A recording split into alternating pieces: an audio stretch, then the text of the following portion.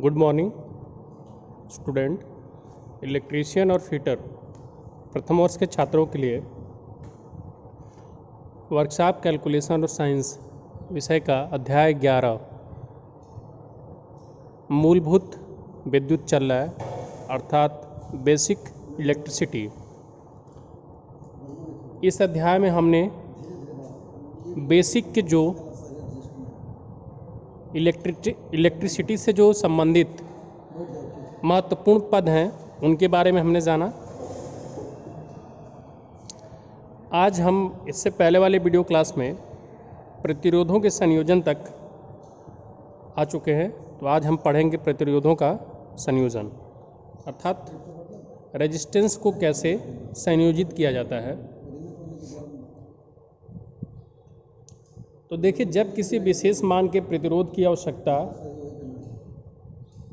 और उस मान का प्रतिरोध अंकित मान में उपलब्ध न हो तो प्रतिरोधकों को विभिन्न क्रमों में संयोजित करके आवश्यक प्रतिरोध प्राप्त किया जाता है।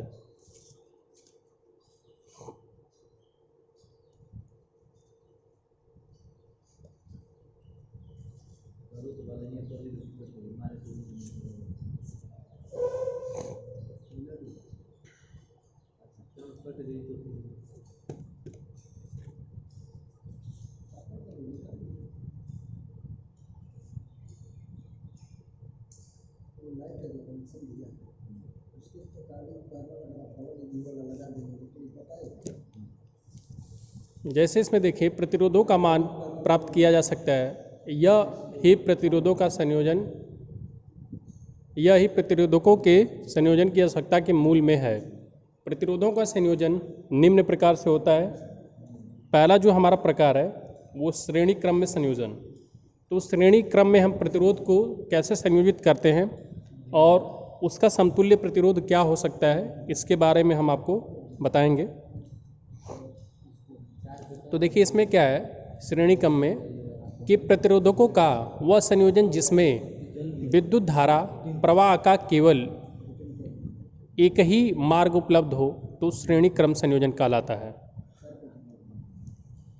अब अगर आपको श्रेणी क्रम संयोजन, आपने यहाँ तक डेफिनेशन देख लिया कि आपको परिभाषा में श्रेणी क्रम के अगर संयोजन लिखना है तो क्या लिखेंगे, तो उसमें आपको सबसे जो मूल बात या महत्वपूर्ण बात बतानी होगी वो सीधी सी एक बात है कि प्रतिरोधकों का वह संयोजन जिसमें विद्युत धारा प्रवाह का केवल एक ही मार्ग उपलब्ध हो तो ऐसा संयोजन श्रेणी क्रम संयोजन कहलाता है। अब इसको मैं आपको फिगर के माध्यम से दिखाना चाहता हूँ कि देख लीजिए, एक रेजिस्टेंस R1 है, एक रेजिस्टेंस R2 है, एक रेजिस्टेंस R3 है।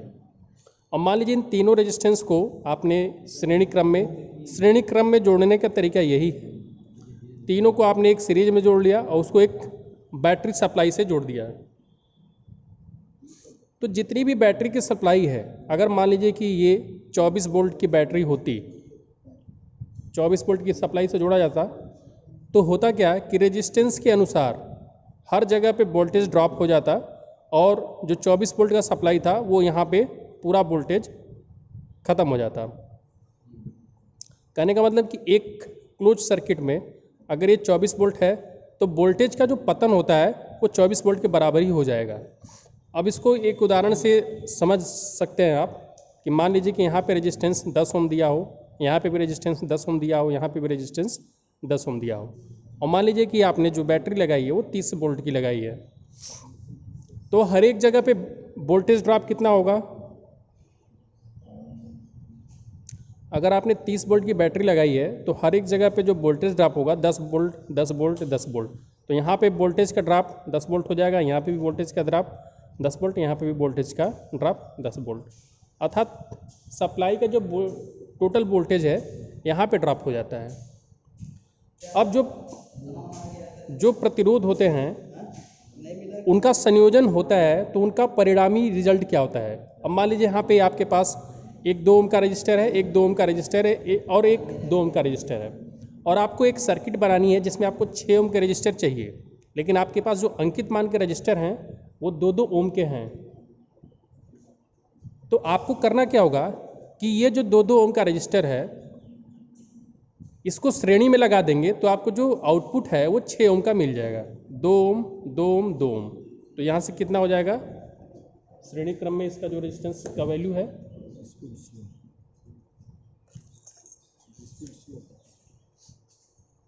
तो यहाँ से आपको सर्किट में जिस जिस रेजिस्टेंस की आवश्यकता थी वो मिल जाती है।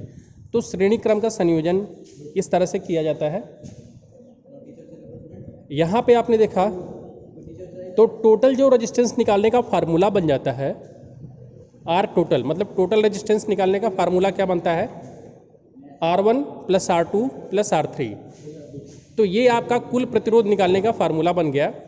इसी प्रकार से अगर सीरीज में मान लीजिए कि n रजिस्टर लगे हुए हैं तो टोटल रेजिस्टेंस कितना हो जाएगा, n × R। उदाहरण के तौर पे मैं आपको एक अंक लेकर के दिखा देता हूँ। मान लीजिए यहाँ पे 10 ओम के अगर 10 रजिस्टर लगे हुए हैं तो सर्किट का जो पूरा समतुल्य रेजिस्टेंस हो जाएगा वो कितना हो जाएगा, 100 ओम के बराबर हो जाएगा।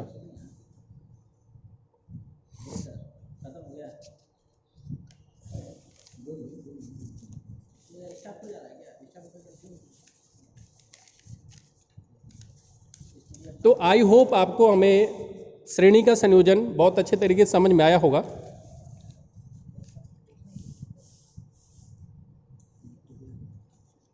अब इसमें देखिए आप, अगला जो हमारा टॉपिक है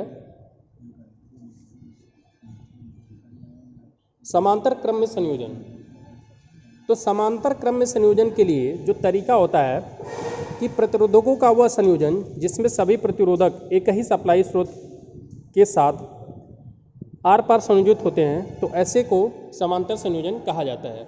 और समांतर संयोजन का ये आपके पास डायग्राम है।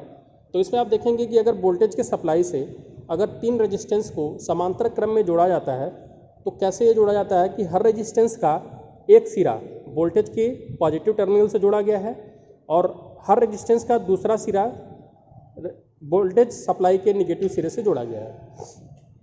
तो जब वोल्टेज सप्लाई से अगर ये क्लोज सर्किट बन जाती है तो जो करंट चलती है, करंट को 3 रास्ते मिल जाते हैं क्योंकि इसमें 3 रजिस्टर जोड़े गए हैं।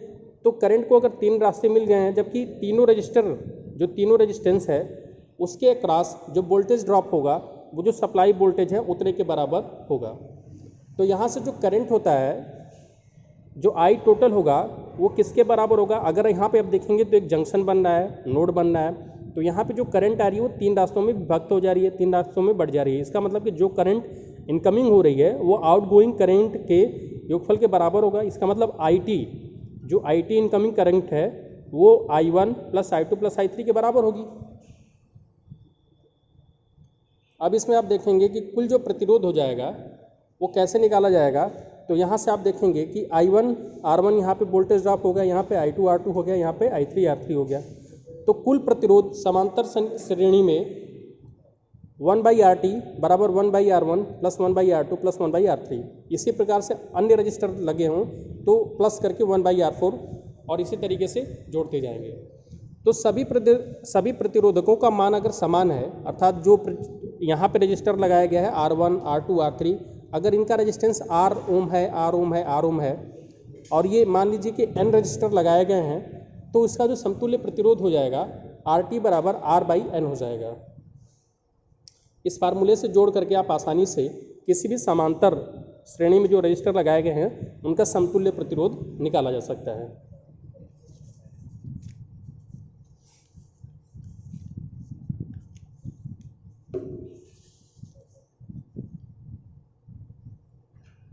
अब अगला जो हमारा पॉइंट है मिश्रित क्रम संयोजन, मिक्स्ड कनेक्शन। तो जैसा नाम से स्पष्ट हो रहा है कि मिश्रित क्रम संयोजन में होगा क्या कि हम इसमें श्रेणी और पैरेलल दोनों में रजिस्टर को जोड़ेंगे। मतलब श्रेणी और समांतर दोनों में रजिस्टर को जब जोड़ा जाता है तो ऐसे संयोजन को मिश्रित क्रम संयोजन कहा जाता है। अब श्रेणी समांतर संयोजन, ये जो संयोजन होते हैं वो मुख्यतः 2 प्रकार के होते हैं। अब जो मिश्रित क्रम संयोजन है ये भी आगे 2 भागों में विभाजित कर दिया जाता है, जिसमें पहला नाम देते हैं श्रेणी समांतर संयोजन और दूसरे को समांतर श्रेणी संयोजन। तो श्रेणी समांतर संयोजन में क्या होगा कि कुछ रजिस्टर सीरीज में लगे होंगे और उन्हीं रजिस्टर के पैरेलल में कुछ रजिस्टर लगे होंगे, तो इनको हम क्या बोलते हैं, श्रेणी समांतर संयोजन। जैसे कि आपको डायग्राम में दिखाई दे रहा है कि ऊपर वाली ब्रांच में 3 register R1 R2 R3 series में लगे हुए हैं और नीचे वाली ब्रांच में जो कि पैरेलल है, जुड़ी हुई है, ये R4 और R5 लगे हुए हैं। तो इस प्रकार का जो कनेक्शन होता है, जो संयोजन होता है, इसको हम श्रेणी समांतर संयोजन कहते हैं। इसका जो है समतुल्य मान निकालने के लिए क्या करेंगे कि ऊपर का जो रजिस्टर सीरीज में लगे हुए हैं, सबसे पहले उनको हम उनका समतुल्य प्रतिरोध निकालेंगे। जैसे यहाँ पे R1 लगा हुआ है, यहाँ पे R2 लगा हुआ है, यहाँ पे R3 लगा हुआ है, तो इन तीनों का अगर समतुल्य प्रतिरोध निकालना है तो इनको हम तीनों को आसानी से जोड़ लेंगे तो समतुल्य प्रतिरोध आ जाएगा। इसी प्रकार से जो दूसरी ब्रांच लगी हुई है नीचे की तरफ, इसका भी हम समतुल्य प्रतिरोध निकाल लेंगे R4 + R5 करके। अब ये यहाँ पे डेटा आपका दिया रहेगा तो हम जोड़ करके निकाल लेंगे। फिर यहाँ पे जो समतुल्य प्रतिरोध आएगा और यहाँ पे जो समतुल्य प्रतिरोध आएगा, उन दोनों को पैरेलल के हिसाब से, मतलब समांतर के हिसाब से जोड़ लेंगे। और समांतर के हिसाब से कैसे जोड़ते हैं, 1/RT, मतलब जो टोटल प्रतिरोध होगा, RT अगर है तो 1/RT बराबर होगा 1/R1 + 1/R2। अर्थात R1 अगर पहले ब्रांच का समतुल्य प्रतिरोध है और R2 दूसरे ब्रांच का समतुल्य प्रतिरोध है। दूसरा हमारा टाइप है समांतर श्रेणी संयोजन। इस संयोजन में पहले समांतर समूहों का पृथक पृथक कुल प्रतिरोध ज्ञात किया जाता है, फिर उन समांतर समूहों का श्रेणी संयोजन किया जाता है। अब ये आपको डायग्राम की मदद से अच्छे तरीके से और समझ में आएगा।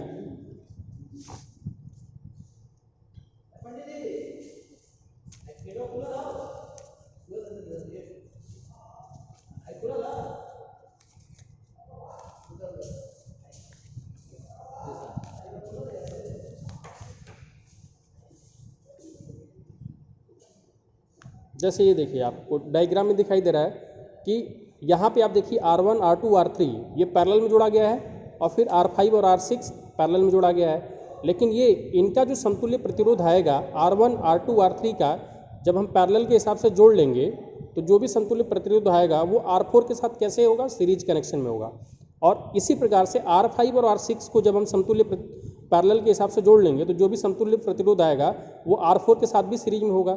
इस तरह से यहाँ पे जो यहाँ पे जो समतुल्य प्रतिरोध आएगा और यहाँ का जो पैरेलल का समतुल्य प्रतिरोध आएगा, वो तीनों किस हिसाब से बन जाएंगे, सीरीज में बन जाएंगे, और फिर इनको हम सीरीज के हिसाब से जोड़ लेंगे। तो ये रहा आपका समांतर श्रेणी संयोजन, जिसमें हम आपको प्रतिरोधों को जोड़ना सिखाए हैं। अब अगला जो हमारा हेडिंग है, जो पॉइंट है, इस पॉइंट का नाम है प्रतिरोधकता या विशिष्ट प्रतिरोध। किसी भी पदार्थ का प्रतिरोध शून्य नहीं होता है। प्रत्येक चालक अपनी संरचना के अनुसार अपने में से प्रवाहित होने वाली विद्युत धारा का विरोध करता है, जो उसकी प्रतिरोधकता कहलाती है। जैसे आपको मटेरियल साइंस के चैप्टर में पढ़ाया गया था कि जो मेटल्स होती हैं, अर्थात जो धातुएं होती हैं, वो ऊष्मा की या विद्युत की चालक होती हैं। तो अब धातुओं के नाम भी आपको कई बताए गए थे। तो सभी धातुओं में से करंट फ्लो करती है, लेकिन कुछ धातुएं ऐसी होती हैं जो विद्युत का ज़्यादा विरोध करती हैं और कुछ धातुएं ऐसी होती हैं जो कम करती हैं। तो जो धातुएं ज़्यादा विरोध करती हैं और कम करती हैं, इन्हीं के स्वभाव को हम प्रतिरोधकता कह सकते हैं। तो किसी पदार्थ के, अब इसका जो है मेन मतलब देखिए कि किसी पदार्थ के 1 सेंटीमीटर लंबे तथा 1 वर्ग सेंटीमीटर कटाक्ष, कटाक्ष का मतलब होता है क्रॉस सेक्शनल एरिया। तो जैसे वायर होता है तो उसके किनारे का जो एरिया होता है उसी को हम क्रॉस सेक्शनल एरिया या हिंदी में कटाक्ष बोलते हैं। तो किसी पदार्थ के 1 सेंटीमीटर लंबे तथा 1 वर्ग सेंटीमीटर कटाक्ष क्षेत्रफल वाले टुकड़े का प्रतिरोध उसका विशिष्ट प्रतिरोध कहलाता है। अर्थात कोई भी मटेरियल का अगर कोई वायर है तो अगर वो 1 सेंटीमीटर लंबा ले लिया जाए और जो वायर 1 सेंटीमीटर लंबा लिया जा रहा है उसका जो क्रॉस सेक्शनल एरिया भी 1 वर्ग सेंटीमीटर ले लिया जाए, तो ये जितनी भी धारा का विरोध करता है वही उसका विशिष्ट प्रतिरोध कहलाता है। तो इसके लिए सूत्र क्या बनता है, R बराबर रो इंटू L बाई ए। तो यहाँ से आपने ये देखा कि जो रेजिस्टेंस है, जो प्रतिरोध है, वो विशिष्ट प्रतिरोध गुणे लंबाई और बटे में क्रॉस सेक्शन एरिया के बराबर होता है। तो यहाँ से आपको ये समझ में आना चाहिए कि जो प्रतिरोध होता है वो लंबाई के समानुपाती होता है। इसका मतलब ये है कि किसी भी चालक की अगर लंबाई ज़्यादा है तो उसका प्रतिरोध ज़्यादा होगा। और इसी फार्मूले से हम ये भी कह सकते हैं कि किसी भी चालक का जो प्रतिरोध होगा वो उसके क्रॉस सेक्शन एरिया के व्युत्क्रमानुपाती होगा। अर्थात किसी भी तार का जो क्रॉस सेक्शन एरिया है अगर वो ज़्यादा होगा तो उसका प्रतिरोध कम होगा। अर्थात किसी तार की मोटाई ज़्यादा है तो उसका प्रतिरोध कम होगा। तो ये आपका रेजिस्टेंस का फार्मूला रहा, रेजिस्टेंस R बराबर रो इंटू एल बाई ए। अब इसको हम कन्वर्ट करेंगे, जहाँ पे रो जो होता है वो आपका एक कांस्टेंट है और इसी कांस्टेंट को हम क्या बोलते हैं, स्पेसिफिक रेजिस्टेंस, विशिष्ट प्रतिरोध।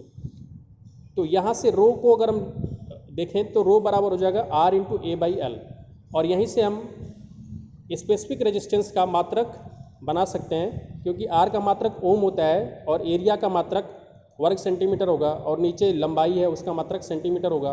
तो सेंटीमीटर स्क्वायर में सेंटीमीटर का भाग जाएगा तो सेंटीमीटर एक कैंसिल हो जाएगा, तो बच क्या जाएगा ओम सेंटीमीटर। तो यहाँ से रेजिस्टेंस यहाँ पे जो स्पेसिफिक रेजिस्टेंस है उसका मात्रक हो गया ओम सेंटीमीटर, जहाँ आपको क्लियर कट दिखाया गया कि R जो है प्रतिरोध है ओम में होता है, और L जो है तार की लंबाई है सेंटीमीटर में लिया गया है, और A जो है प्रतिरोधक अर्थात जो रजिस्टर है उसका कटाक्ष क्षेत्रफल सेंटीमीटर स्क्वायर में लिया गया है।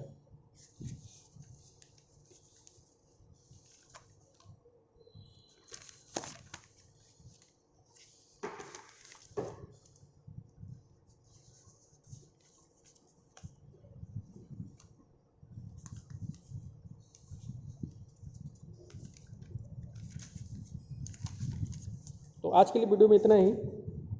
आगे जो है रेजिस्टेंस पे तापमान का क्या प्रभाव पड़ता है ये आपको आसानी से बताया जाएगा, जिससे कि समझ में आ सके। वीडियो देखने के लिए धन्यवाद।